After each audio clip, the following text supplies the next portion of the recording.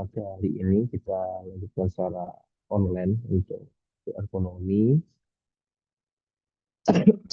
Jadi tentang pembahasan alat ukur ekonomi yang ini mengenai gula, reba, dan juga NIOS yang akan kita bahas pada siang hari.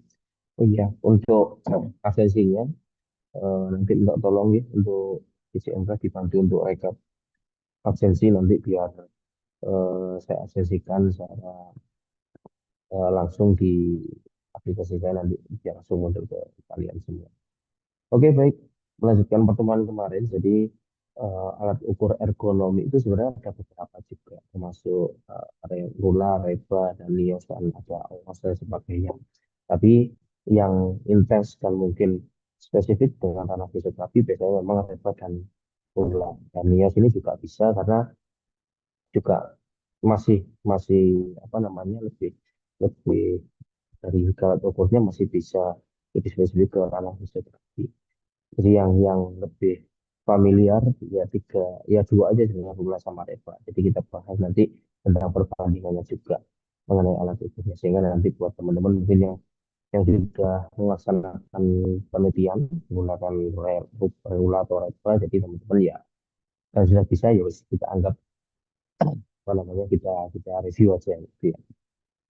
Oke, jadi dalam fisioterapi sendiri ya pemahaman tentang alat ukur itu menjadi sangat penting. Jadi yang pertama bisa menilai untuk gangguan risiko MSDS, menganalisis postur dan beban kerja, serta menentukan strategi pencegahan cedera, pada tenaga kerja maupun fisioterapis itu sendiri.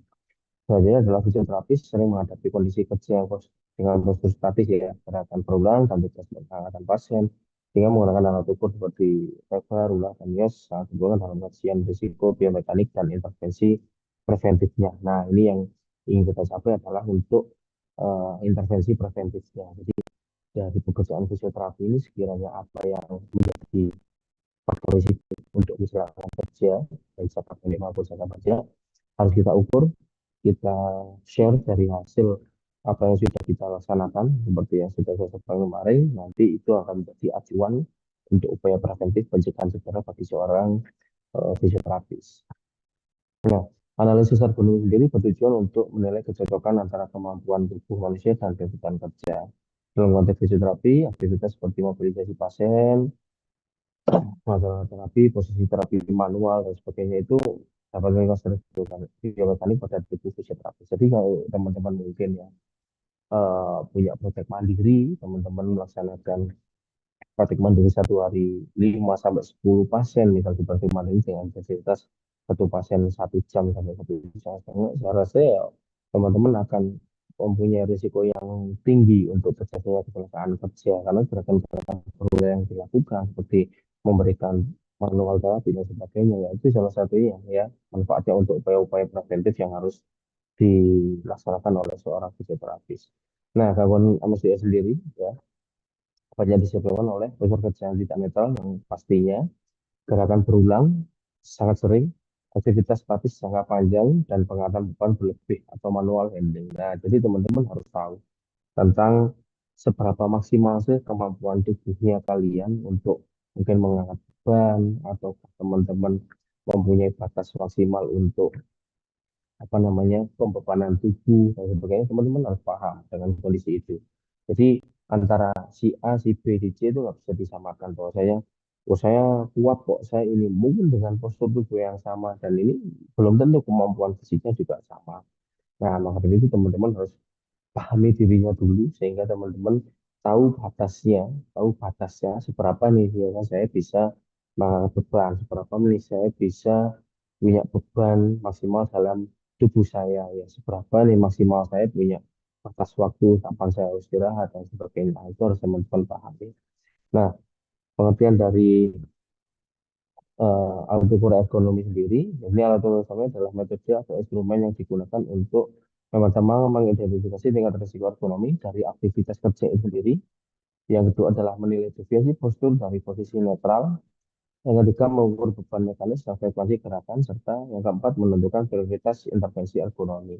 Nah, alat ukur ini juga digunakan pada lingkungan industri, kantor maupun klinik terapi untuk menilai beban kerja manual dan non manual. Jadi pekerjaan itu bisa diukur meskipun dengan cara intervensi yang manual maupun non manual. Jadi sebagai contoh kayak yang pekerja manual yang harus mengangkat ini sebagainya, sementara ada pekerja yang menggunakan mesin, mungkin menggunakan forklift untuk mengangkat dan sebagainya, semuanya punya resiko masing-masing. Nah, maka dari itu setiap posisi, setiap bagian itu harus punya kategori faktor risikonya apa saja. Nah, maka dari itu di fisioterapi, di sisi fisioterapi kita harus punya itu, punya acuan itu sehingga nantinya menekankan risiko terjadinya kelainan kerja jangka panjang bagi seorang fisioterapis.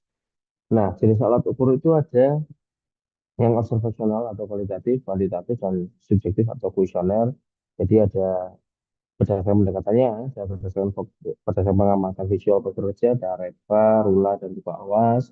Berdasarkan perhitungan gaya dan posisi tubuh, ada NIOS, Lifting Equation, dan Sound Level. Berdasarkan persepsi individu, ada NFV ataupun box scale. Jadi alat ukurnya ini, jadi teman-teman mungkin yang sering kalian lakukan ya mungkin lebar lah luas ataukah mungkin pakai yang apa namanya persepsi kayak ukur apa mungkin nyeri lah dan sebagainya itu mungkin pakai energi juga terus scale dan sebagainya. Terus penjelasan tentang REBA atau Rapid and Entire Body Assessment. Jadi REBA dikembangkan oleh Hignet ya tahun 2000 sebagai metode cepat dan sistematis untuk menilai postur kerja itu yang berpotensi menyebabkan gangguan muskuloskeletal. Jadi berbeda dengan RULA, REBA itu menilai seluruh segmen tubuh dari leher hingga kaki. Nah, teman-teman harus tahu bedanya. Jadi kalau REBA itu mengukur dari seluruh tubuh, ya, dari leher hingga kaki. Nah, terus beban eksternal dan juga kekuatan otot, aktivitas kerja dinamis maupun statis itu juga diukur. REBA dirancang untuk menilai pekerjaan manual dan klinis seperti memindahkan pasien untuk teman-teman, menekan, menarik, membungkuk atau menunduk dalam waktu lama itu mengukurnya menggunakan REBA. Ya, menggunakan reba. Jadi harus tahu. Kalau reba itu seluruh tubuh, kalau rula itu sebagian tubuh aja. Nah, metode ini disarankan pada prinsip postur netral sama dengan risiko minimal, deviasi sudut sendi sama dengan peningkatan momen gaya pada otot dan juga struktur sendi. Semakin besar deviasi dari posisi netral, semakin tinggi resiko stres mekanis dan juga cedera. Sebagai contoh, membekuk 60 derajat dari posisi netral dapat meningkatkan tekanan pada diskus intervertebralis hingga 6 kali lipat berat beban yang diangkat. Nah, ini salah satu contohnya.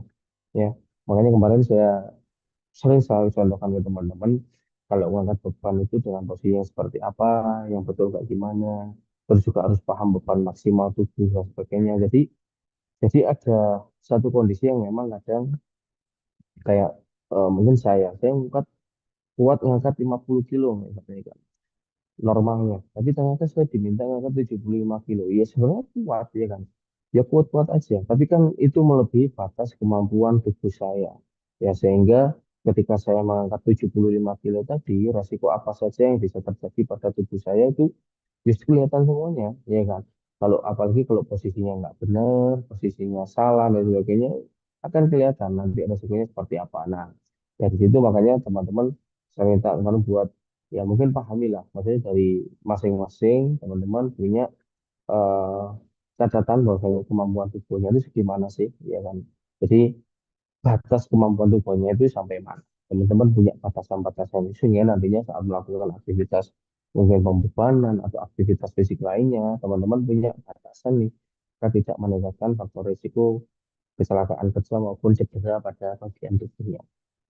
Nah, tujuannya adalah menilai risiko atau gangguan MSDS akibat postur kerja, memberikan skor risiko ekonomi untuk menentukan tindakan korektif apa yang harus dilakukan. Nah, jadi pembagian kelompoknya ada grup A, jadi elemen yang dinilai itu ada tulang atau badan, leher, kaki, lengan atas, itu grup B, lengan atas, lengan bawah, pergelangan tangan, tambahan ada gaya, kopling, ataupun aktivitas kerja. Jadi ini ada pembebanan tambahan. Misalnya kayak contoh yang ngangkat kemarin ya, ngangkat dengan posisi yang nggak benar dan sebagainya itu juga tidak masuk hitungan tambah. Nah, prosedur untuk penilaian lebar sendiri, ya, jadi amati atau foto atau video posisi kerjanya. Jadi eh, ini nanti yang kalian buat nanti segera saya share lah. Nanti mungkin hari ini atau besok saya share untuk apa namanya tugas objek akhir nanti di UAS untuk membuat video edukasi tadi.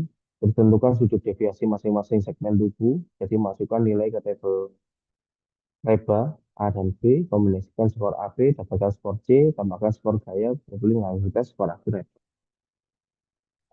Nah, ini skornya. Jadi skor laba 1 itu resiko sangat rendah, jadi tidak perlu tindakan. Jadi masih bisa ditoleransi lah. Jadi skor 1 itu biasanya muncul gara-gara mungkin pembebanan berlebih dikit tadi itu ya. Skor 2, 3 itu respon rendah, mungkin perlu perubahan kecil. Nah, perubahan kecil mungkin dari cara kerja, sebagai contoh kayak tadi mengangkat posisi dengan tidak benar dan sebagainya. Terus poin 4 sampai 7 itu resesi sedang, perlu untuk investigasi dan juga tindakan. Nah, ini sudah masuk ke level resiko kerja yang tanpa disadari biasanya, yang tanpa disadari. Jadi udah terlanjur nyaman, posisi enak dan sebagainya saat kerja. Akhirnya ya wis tanpa disadari eh, resiko ini untuk jangka panjang. Terus 8 sampai 10 itu resiko tinggi, butuh perbaikan segera. Nah, yang di atas 11 itu resiko sangat tinggi, perlu intervensi segera. Jadi biasanya kayak merubah set tempat kerja atau merubah eh, posisi kerja atau merubah eh, bagian-bagian penunjang untuk kerja seperti contoh operator mesin merubah kursinya kah, meninggikan, merendahkan atau diberikan penyangga, bagian punggung dan sebagainya seperti itu. Saudara. Nah, contohnya aktivitas fisioterapis mobilitas pasien Manchester dari bed ke kursi. Ini sebagai contoh ya.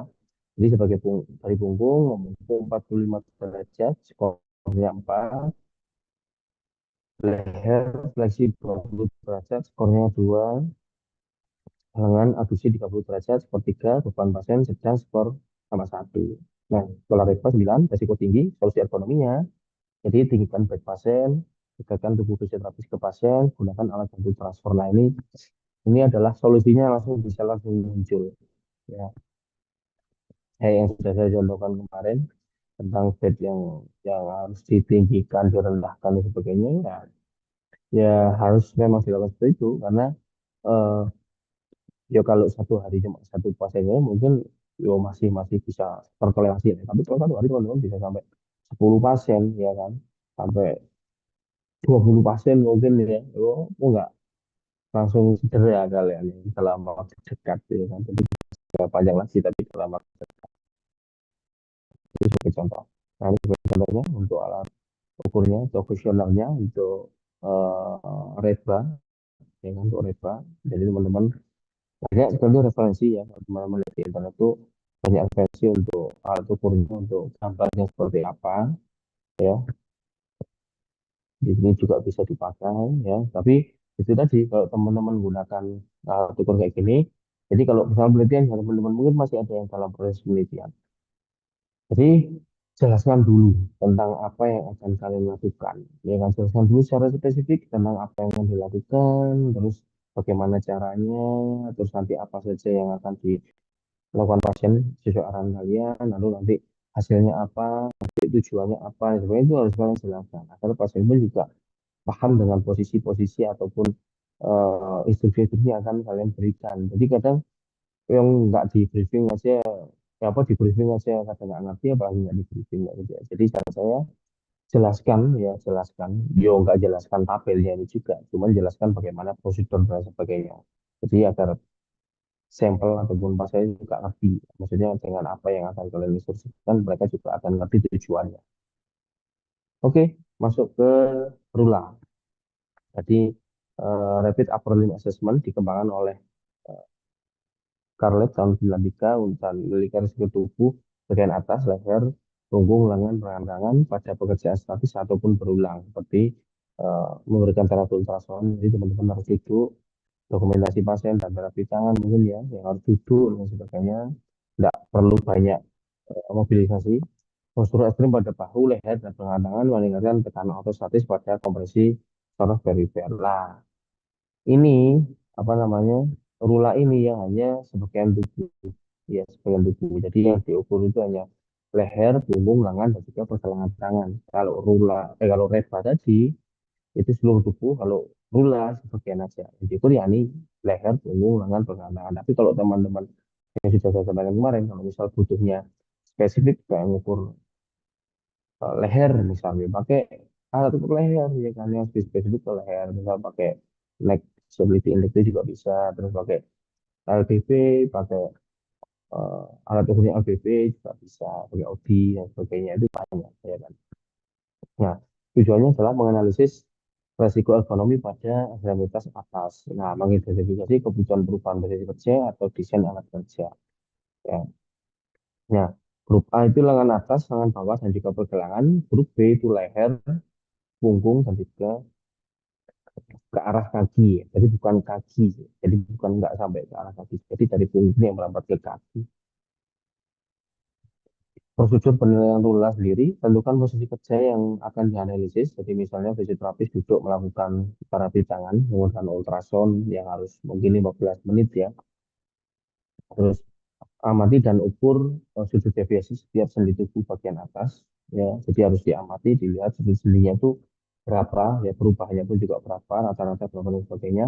Masukkan skor pada tabel A dan B rula, tambahkan skor gaya dan ortostatis, dapatkan skor akhir 1 sampai 7. Tentukan level risiko dan 3 tindakan korektif ya. Nah, ini untuk skor 1 sampai 2 itu resiko rendah ya. Dengan rekomendasi postur dapat diterima. Jadi kembali lagi kalau resiko itu yang masih angka awal itu masih ya masih bisa diterima, masih toleransi tubuh. Jadi masih di angka normal yang memang mungkin pembebanan tersebut masih dalam toleransi tubuh meskipun meskipun apa namanya adanya faktor risiko jangka panjang tapi kecil kemungkinannya. Nah, skor 3 sampai 4 itu risiko sedang, jadi perlu penelitian lebih lanjut apakah memang apa namanya dengan posisi tersebut dalam jangka panjang berpotensi untuk menjadi kecelakaan kerja. Jadi sebagai contoh kayak tadi memberikan terapi ultrasound dengan duduk yang lama dan sebagainya, ya kan. Nah, itu apakah resiko seperti itu nantinya akan berpotensi menjadi kecelakaan kerja itu perlu penelitian dan juga mungkin tindakan singkat. Terus 5 sampai 6 itu tidak risiko tinggi, jadi perlu perubahan segera. Jadi kalau memang langsung masuk ke poin 5 sampai 6 itu memang harus ada perubahan langsung ya, bahkan sampai ke 7 itu juga sama. Jadi harus ada perubahan langsung sehingga itu sudah masuk ke kategori bahwasanya memang menjadi resiko untuk kecelakaan kerja yang sangat tinggi. Ya, jadi memang perlu perubahan dan juga intervensi segera. Jadi tidak ada apa namanya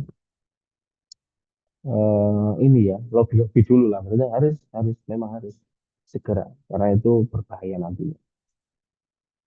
Selanjutnya aktivitas sebagai contoh ya, sebagai contoh bisa melakukan ultrasound tadi selama 10 menit ya.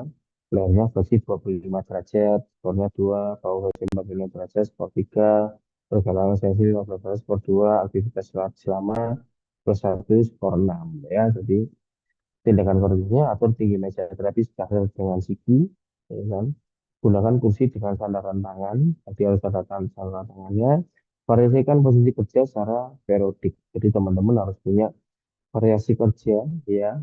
Misal dengan pasien penggunaan ultrasound ini 1 hari bisa sampai 5 orang, ya kan? Ya, teman-teman harus punya modifikasi tiap tindakan yang akan diberikan. Misal ultrasound itu, ya kan dengan posisi yang enaknya teman-teman kayak gimana. Harus ada perubahan-perubahan terus kayak gitu. Jadi nggak posisi yang lama dengan posisi yang sama dengan kondisi yang lama gitu ya. Nah, ini sebagai contoh untuk alat ukurnya, terus untuk penilaian.